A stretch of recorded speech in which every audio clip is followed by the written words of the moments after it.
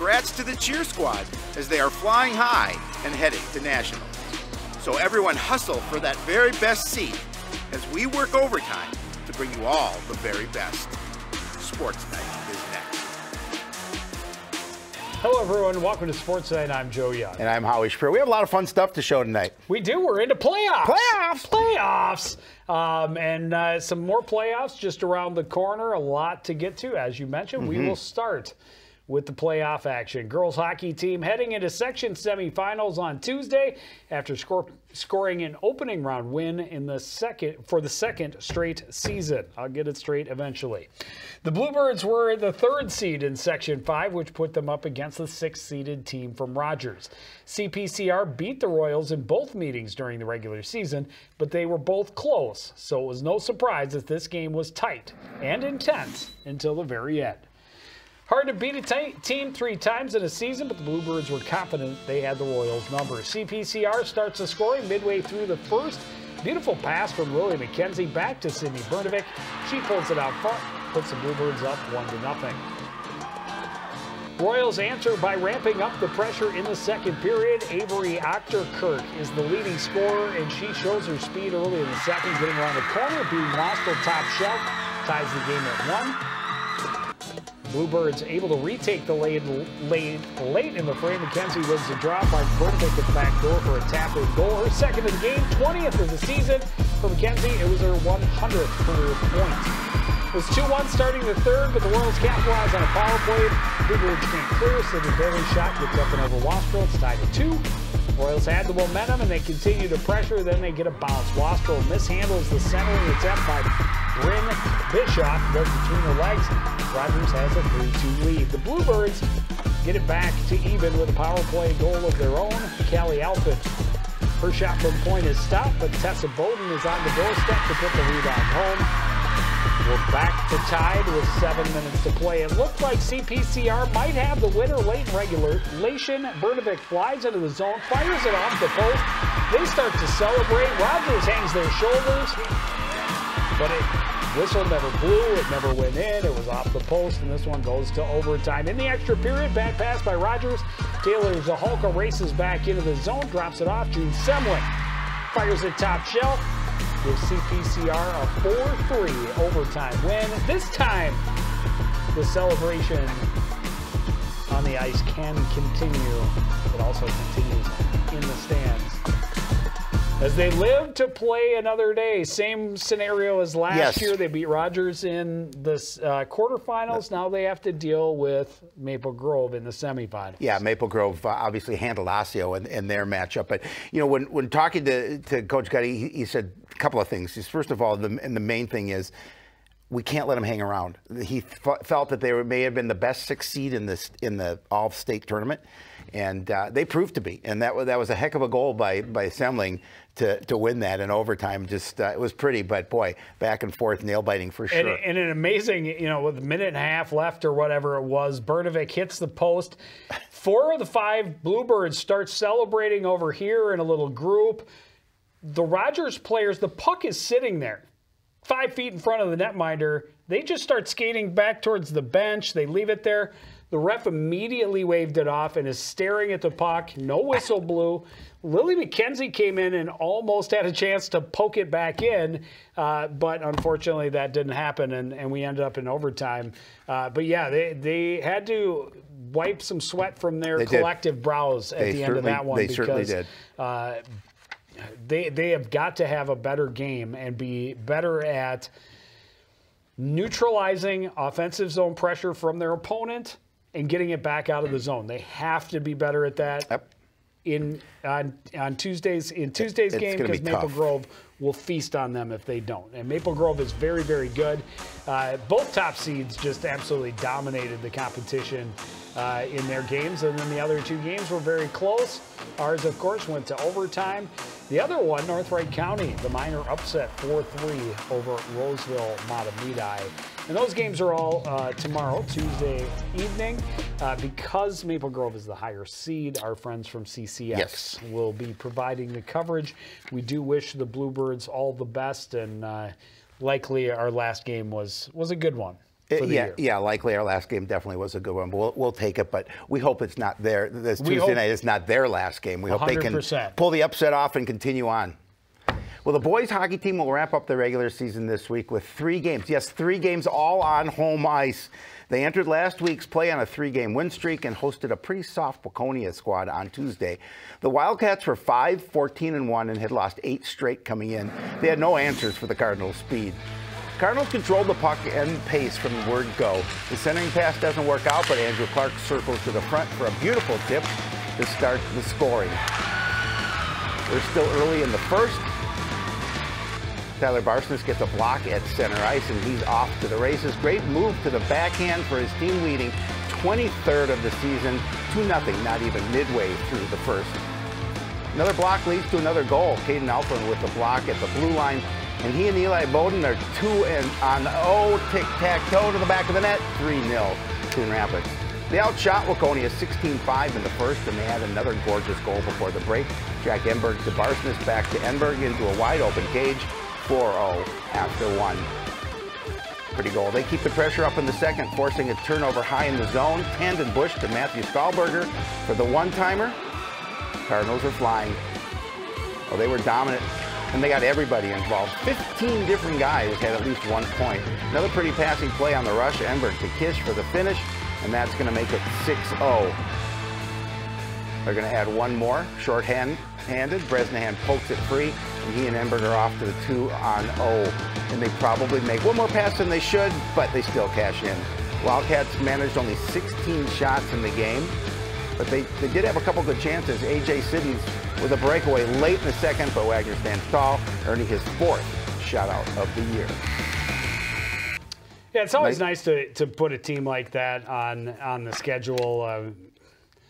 It was relatively easy work for the Cardinals against them. It was great to see that many guys, 15 guys on the score sheet. That's pretty unbelievable. That's pretty amazing. But it was fun. It was a fun game to be a part of. I kept that momentum going. Fourth game in a row they've won. It's second time this season they've had at least 4 straight. Unfortunately, their streak ended when they went to Armstrong to take on the Wings from Armstrong Cooper, and they get shut out by the Wings, 3-0. They were outshot almost 2-1, 35-20, dropping their record to 15-7. And now just 3 games remain. As you mentioned, all 3 on home ice. Yep. That's great. They, 4 of their last 5 or 5 of their last 6, whatever it worked out to be on home ice, that is definitely helpful. Their schedule is favorable as well. Forest Lake on Tuesday, Howie. We'll be there. St. Cloud on Thursday. Those 2 games, Cardinals really have to look at them as must-wins. At this point in the season, when you're looking at sections, you have to prove you can put away the softer teams. For sure. Both of those would fall into that category. Saturday, they have Rogers. Rogers is currently number 2 in the section, but they're a beatable team. It's a 3 o'clock puck drop, so a matinee game, but that is a great opportunity for this team to show that they're ready for the playoffs by stepping up against one of the best teams in the section and at least giving them a very tight game. Yeah, unfortunately, too, for them, obviously, it is at home, so they get a little of that home cooking. They hope that helps carry them to a victory. And you know what else? We'll be there. There you go. Wrestling team, just one event, a final tune-up before sections, and you want to know what it takes to be the best, you go and you put yourself up against the best. They went to Scott West on Friday last week, and they won just 2 of the 13 weight classes. Jack Bridenstine got a 6-0 decision, and Curtis Skradsky got a pin midway through the second period at 160. But I can't remember what it was. They have like 7 guys that are ranked. They're tough. Most of them are ranked in the top 5, the guys that are ranked. That includes the top 4 weights. So, especially for a team like Coon Rapids thinks they're pretty strong at the top end, you run into a team like that, and they show you what being strong on the top end really looks like. Very much so. They have the team section coming up on Friday this week that I believe is, where to go, Elk River. The next week they're in Anoka for the individual section tournament, and we hope to be here next week talking about a silver or a glass slipper being wouldn't that be nice? Placed on the foot of the Cardinals. That would be fun. That would be great. Gymnastics team, after a week off, got back to action against Maple Grove. Their score not quite where they wanted it, just a 109.95, but they were without Callie Barker. Kerfman and Marshall did a nice job in her absence of putting up some pretty solid numbers. You can see both finished the all-around pretty well, 5th and 6th place, but their numbers almost at 30. So great to see that. We certainly hope for the best for Callie Barker. I don't know why she was out of the lineup. Hopefully for the Cardinals and for young Miss Barker, she's able to get back in time for Friday's section meet. Because I'll need her. And she's a sophomore. Well, yeah, but an opportunity to get on that big stage and see if you can make it to the biggest show in the state over at Roy Wilkins Auditorium for the state tournament. Swimming and diving team, as we talked, they have entered their taper, so they have another week off before their section tournament. That starts over at Northdale Middle School Pool. A week from Thursday that will begin. And should any of them advance, state tournament is the following week for swimming and diving. Nordic ski team state tournament is this week. And Howie, a couple of Cardinals are on their way. Love it. Congratulations to those qualifying for state. For the boys, a 7th place finish as a team. You're going to find out just how close they were to sending a whole bunch more. But 7th place as a team. Hyatt was their best in the pursuit in 28th place. Wing was in 31st and Ryland in 33rd. But Albie Ludwig and Lachlan Demmer teamed up on the relay, and they are section champions for the relay, and they are headed to state. That's for great. The relay. The girls team, a tie break away from qualifying as a team for the state tournament. Instead, Blaine, who earned the same amount of points but won in the tie break, will be going as a team. However, Stella Bones' 7th place finish, definitely strong enough to get her to the big event up in Biwabik on, is that Wednesday or Thursday? So congratulations to her. You can see Legree and Law finished 3rd place in their relay event. But then you also had the other Law, Bethany Law, finished just out of top 10 for the section, and that's a really young team still, and they did some tremendous things this year. That close. I wonder what their criteria is between, how do they determine who wins that? I don't know if you know that answer. I don't know for sure. I did not dig into it. I would assume that it's the placements thereof. Okay. So, if your top place getter is in Stella was in 6th, right? If Blaine's was in 5th, I got it. I think that factors in where those points are coming from. Interesting. So it's tough. It's tough, and it's exciting to see him get that close, especially with a team that is still this young. And I do apologize that we were not able to get out and meet with them. Of course, apologize for Mother Nature not really making it as accessible for them to get on snow all season either. We could apologize for a lot of things, but our show's not an hour. So. This is very true. Alpine ski team competed in their sections last week. The boys finished in 16th place overall. Derby Bone was their top finisher. He finished in 58th place. Simon was in 67th, Augustin 77th, Chesser in 83rd, and Denny in 89th. Girls team, only 2 of their 30 athletes were able to ski in the section event. Julia Sides finished in 62nd. Kelly was 80th place. They did not have enough girls for a team score. So that will do it for the Alpine ski team season at Coon Rapids High School. If anyone out there has any interest in an extracurricular next winter, what a great deal. Sign up for the Alpine ski team, get outside, get some exercise, have some fun with some great people. Fresh air. And if you like skiing at all, I'm going to guess you're saving a ton of money on your lift tickets. Yeah, absolutely. Well, the boys basketball team had a pair of home games last week, starting with a visit from conference rival Armstrong on Wednesday. Falcons were just ahead of the Cardinals in the Northwest Suburban, and while they had won 3 in a row and 7 of their last 9, they were still beatable. It would be a great test for the team as they head into the home stretch of the season. Cardinals swarming on defense early. Connor Jordan rips this one free, finds Jackson Young all alone at the other end. Easy 2 for him. Things looking good early for the home team. Another steal, and they're pushing the pace again. Young hits a 3 that puts the Cards on top 15-7. Unfortunately, the Falcons answered by going on an 18-2 run.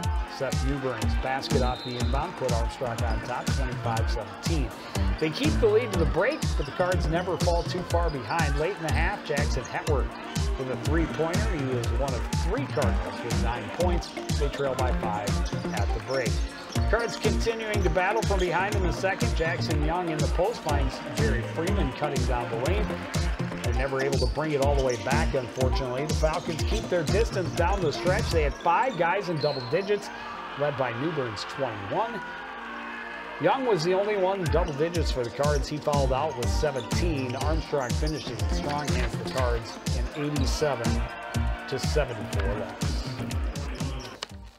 5 of the Cardinals' last regular season games are against teams below them in the section standing. It's a great chance for them to gain some momentum before the playoffs. And it started with a visit from the Greyhounds on Friday. Cardinals getting it going early, pushing the pace in transition. Jackson Young cutting to the lane, getting the contact and the basket.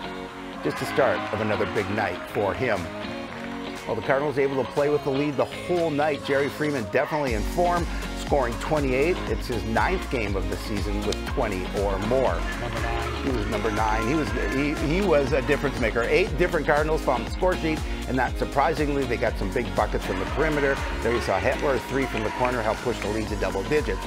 Then the ultra-long distance dial-up from Tegan Plowman Tate sent the Cardinals into the locker room up 40-26. They'll continue to roll in the second. Young with the steal, has it poked away, but right to Freeman. He takes it straight to the basket for 2 more. Nice play there by Jerry. Well, those 2 really stole the show all night. Young also posting his 9th game with 20 or more. He led all scorers in the game with 31. That's way outside.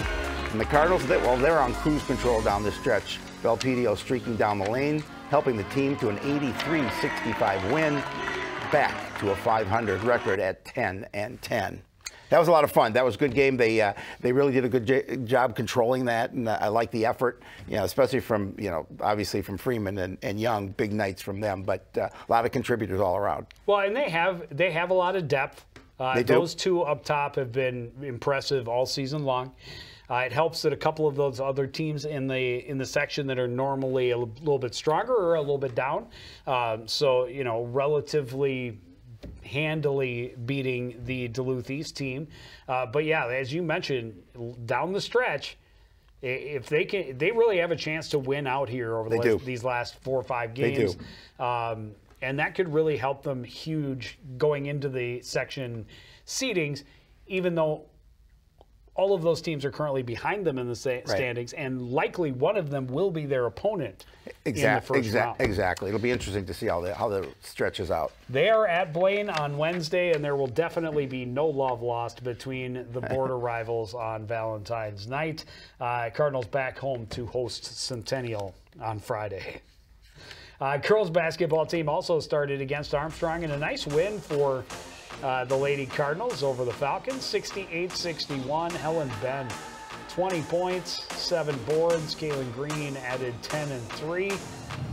Graham and Bierman each had 8, and Jakaya Palmer had 7 points and 4 rebounds.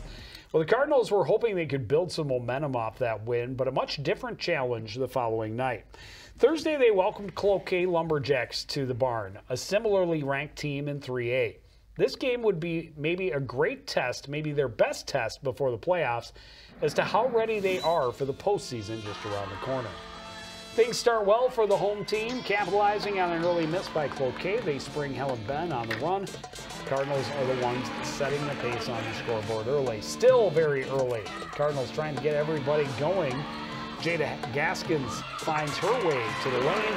She had 11 in the game. But after a sluggish start, the Lumberjacks defense took over and their offense followed suit. Leilani Fanati taking it strong to the rim, part of a 13-0 run that took Cloquet out front. They build on that lead. Cardinals defense doesn't get back. Then Danielson makes them pay with a three-pointer.